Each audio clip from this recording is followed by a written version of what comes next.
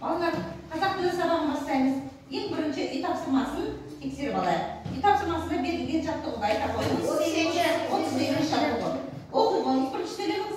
Жаңбырдың соңына кемпір қоса шықты. Сұрақ қойыңыз. Нені кемпір жаңбырдың? Өте жақсы. Екінші сөйлеңіз оқыңыз.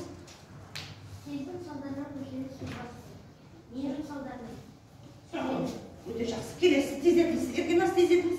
Жаңбырдың табиғатқа берер пайдасы көп. Ненің жаңбырдың? Өте жақсы. Келесі. Ажар оқи қойыңыз. Астанның тәріздегі ауданының жиналып бағаланатын болады. Тасқынның нені? Жақсы. Жақсы. Бұл ілік септігінің жаңағы сұрақтарына байланысты жасалған жаттығу. Ілік септігі дегеніміз не? Радиосында ілік септігінің ілік септігі кімнің, ненің сұрағына жауап беретін сөздерді ілік септігі дейміз. Кеттік ары келесі енді экранға қараймыз бәріміз. Бүгінгі осы ілік септігінің жалғасы екінші сабағымен танысамыз. Бүгінгі сабақтың тақырыбы ілік септігі. Мақсаты сұхбаттасушының жасын жай-күйін ескере отырып, белгілі бір тақырып аясында сөйлеу мәдениетін сақтап және диалогқа түсу. Осыған байланысты диалогқа біз қазір оқулықтарыңның келесі бетіндегі ашыңызды 41-ші жаттығу. 41-ші жаттығуды аштық па? 41-ші жаттығуға мынадай берілген бізге. Яғни мәтінде көріп тұрғандарыңыздай осы мәтінді арқылы оқу арқылы біз қазір диалог жасаймыз. Яғни жер сілкінісі, су тасқыны, дауыл, қар көшкіні, мұздың жарылуы бұл табиғи апаттар болып табылады. Кеңінен әңгімеленетін жер қыртысындағы болатын жер сілкінісі көрініс, яғни жер қыртысының тау жыныстарында қабат-қабат болып қаптаған аса ірі текше тастардан тұрады екен. Осы тастардың бір-бірінің жаңағы қабаттары қопарылу әсерінен қатты жер сілкіністері болып тұрады екен. Бізге оқи ғой. Фараби ұлдың рөлін оқи ғой диалогтағы. Ары қарай кім? Нұрғиза қыздың рөлін оқи ғой. Ана сен жер сілкінгенде сыртқа шыға алмай қалсаң не істейсің? Үстелдің астына тығыламын. Жер сілкінісі кезінде қандай жерлерде тұрғаныңыз? Ішкі қабырғаның қауіпсіз тұсына, үйдің ішкі бұрышына, есік жақтауларының ортасына тұрған дұрыс. Ондай кезде лифтті пайдалануға бола ма? Жоқ, болмайды. Жақсы. Мұндай кезде лифтіні пайдалануға болмайды екен балалар. Яғни үйде болсақ, біз диванның төсектің астына, ваннаның ішіне және есік терезенің жақтауларына, бірақ терезеге қарай жақындап бармаймыз, өйткені терезенің әйнегі сынып кетіп, жаңағы қауіп төндіруі мүмкін. Сондықтан мектепте болса партаның астына және есіктің жақтауларына тұрамыз.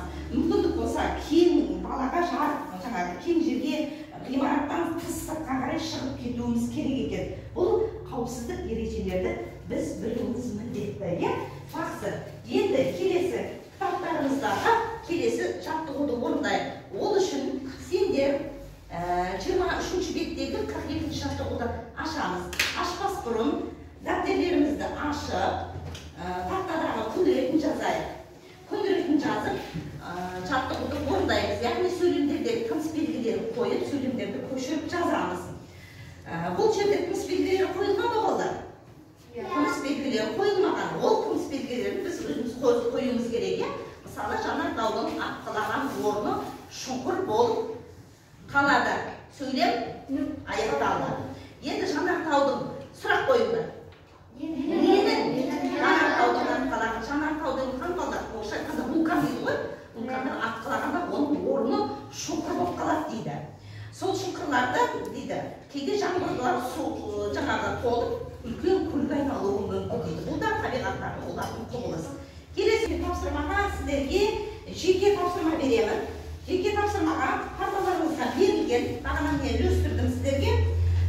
Мына жерде бірінші топ сіздерге сәйкестендіріп, берілген сөздердің ішіндегі ілік септігі бар сөздерді сәйкестендіресіздер. Екінші топ сіздерге көп нүктенің орнына берілген, жаңағы түбір сөз берілген, сол сөздерге, түбір сөздерге ары қарай жаңағы ілік септігінің жалғауын жалғап жазуымыз керек. Үшінші топ сіздерге берілген жаңағы ның, тың жалғауларды пайдаланып бірнеше жаңа сөз жасайсыздар. Төртінші топ сіздерге берілген сөйлемді ішінде көк нүктенің орнына ның, тың деген жалғауларды қойып, сөйлемдерді көшіріп жазып шығамыз.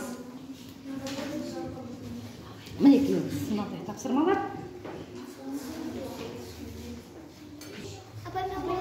Жақсы, өте жақсы. Балалар, енді бір-біріміз, яғни көршімізбен жұпта осы орындаған тапсырманы тексерейік. Оқыз қалса сен көршіңнің? Сорпаның дұрыс. Ұшақ дұрыс. Суға дұрыс. Суға дұрыс емес қой. Дұрыс емес. Ары сіз оқыңыз. Сорпаға. Дұрыс емес. Сорпаға. Жоқ қой. Ның. Тек қана ілік септігіндегі сөздерді ғана сәйкестендіресіздер деген сөз. Сіздің өзіңіз тапсырмай оқышсыз. Дұрыс. Жылқылардың болады. Тайдың, арпаның, кітаптың, мектептің, дәптерді. Жақсы. Оқушыдан.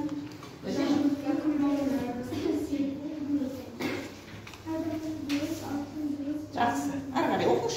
Сіз сөйлеміңізді оқыңыз.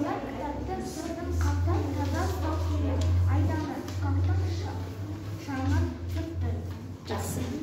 Тапсырмалар дұрыс па екен? Кейбір ғана топтар балалардың кішкене жаңағы тапсырмалар дұрыс болмай жатыр. Өйткені тек қана ілік септігіндегі сұрақтардың жаңағы сәйкестендіруіміз керек еді. Жақсы. Енді келесі топтағы жұмыс жасаймыз. Топтағы жұмыс жасау үшін сендердің кітаптарында мына жаттығу тұр. Мысалы, мұз жарылып кеткен жағдайда, кітаптарының 43 жаттығын қарады. Мұз жарылып суға түсіп кеткен адамны қалай көмектесуге болады? Қасына баруға болмайды. Өзіңде суға түсіп кетуі мүмкін. Осы жағдаятты ескере отырып, біз сендермен қазір жұмыс жасаймыз. Бір кезіндегі жақындарыңыздан топқа қараймыз. Үшінші топ мұз жарылып кету. Төртінші топ жақындарыңыздан бірлеріңізге.